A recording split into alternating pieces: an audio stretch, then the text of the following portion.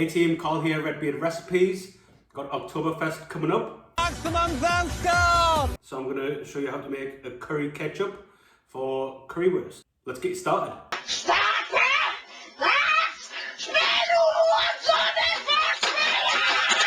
We're going to use 1 cup of ketchup, link will be in the description, 4 teaspoons of curry powder, 2 teaspoons of sweet paprika, 2 teaspoons of Worcestershire sauce, 2 teaspoons of honey, 1 teaspoon of chili powder and 1 teaspoon of water.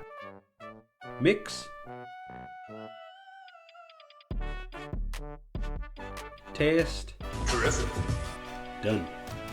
Thanks for watching guys, and I'll see you in the next one. Hasta la vista, wiener.